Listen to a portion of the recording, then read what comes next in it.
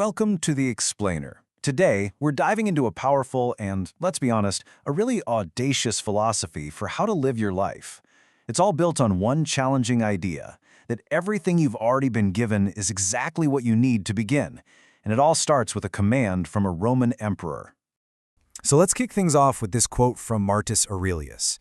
Now, you got to remember, this wasn't some philosopher sitting in an ivory tower. This was a guy who led armies, who lived through plague, political betrayal, and the death of his own kids.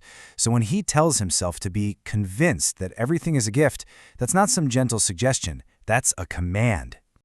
And that right there is the key. This isn't about pretending pain isn't real or putting on a happy face. He is describing a posture, a way of standing in the world that is so strong that even suffering itself can't ultimately break it.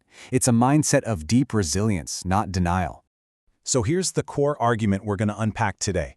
It's the idea that the quality of your inner world, your mindset, your focus, is literally the soil from which everything else in your life grows. We're talking your relationships, your work, your leadership, and the best part? That inner quality isn't fixed. It's something you can build every single day. Okay, so if you're going to build this inner quality, where do you even begin? I mean, what's the one place you actually have some leverage in your own life? Take a look at this. This slide kind of maps out the entire philosophy for us. The source material breaks it down into 5 key themes, and we're going to walk through them. But look closely. See how they all radiate from that one single box right in the middle? That's our starting point. And what's at the very heart of it all? The present moment. This is the bedrock of the whole argument. Your only real power, the only place you have true agency, is in your ability to control the quality of your attention right here, right now. Everything else flows from that single point. So let's move outward from that center to our first theme. Once you're grounded in the present, the first practice is taking radical ownership and then finding your inner alignment. This is all about letting go of what's holding you back so you can actually build something new. This quote from Ryan Holiday just gets right to the heart of it. It's about those old wounds, the baggage we all carry. The point isn't to pretend the pain wasn't real or that you shouldn't be angry. The point is, carrying that anger forward now becomes your responsibility, so you don't end up passing it down to the people you love. Ownership also looks a little something like this. Back in 1994, hockey captain Marc Messier, facing elimination, publicly guaranteed his team would win. I mean, he called a shot. Then he went out and scored a hat-trick to make it happen. As George Raveling says, anyone can talk a big game. Messier put it all on the line and then personally carried the weight of that promise. The source gives us this as a sort of diagnostic question to ask ourselves. It really forces you to be honest. Are you willing to be truly accountable? When things get tough, do you step up or do you kind of just blend into the background? It's a powerful test of your own sense of ownership. And this whole idea of ownership leads to our next point, inner alignment. There's this great little story about a Zen master choosing his students. He turned away the arrogant ones, which makes sense, but he also rejected the ones that were overly respectful and reverent. And you have to ask, why? Because both of them were just reacting to him. And this is just brilliant, right? Their inner state was totally being driven by external conditions. They were just mirrors reflecting the master. True alignment means you have an inner compass that is genuinely your own, one that gives you a sense of harmony because it doesn't get knocked off course by every little thing that happens outside of you.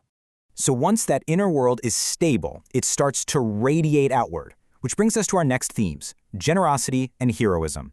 This is all about how an aligned inner life can actively shape the world and the people around you. Now, this quote from Schopenhauer, it might sound a little cynical at first, but the source material argues it's actually a deeply generous idea. The point is that warmth isn't just a nice little extra. It's a transformative force. It literally changes the emotional and relational environment around you.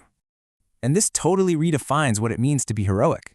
See, it's not always about some grand public gesture. A lot of the time, true heroism is the quiet, ordinary act of showing up for someone else with generosity, especially when you're tired and you just don't feel like it. And underneath all this big talk of ownership and heroism is a really simple, kind of funny reality. It all just comes down to an invitation. Just start. You don't have to be perfect. You don't have to have it all figured out. You just have to begin. Every small step forward counts. But what happens when you do start and you fall flat on your face? What about failure? Well, that brings us to our final and maybe most challenging theme, choosing depth over performance. I mean, what a line. This is so provocative. At first glance, it sounds like an excuse for doing a bad job, right? But it's the exact opposite. It's a powerful argument against a performer's mentality.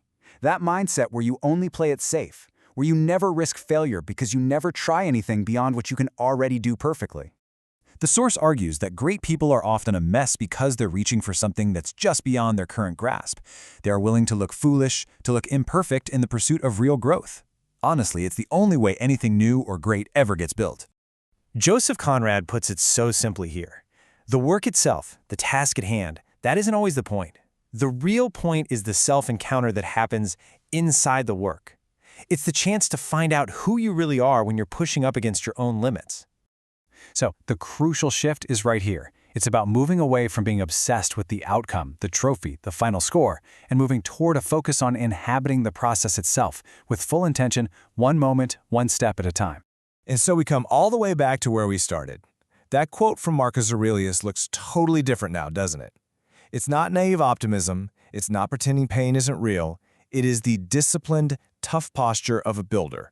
Someone who sees everything that happens, especially the hard stuff, as just more raw material to build with.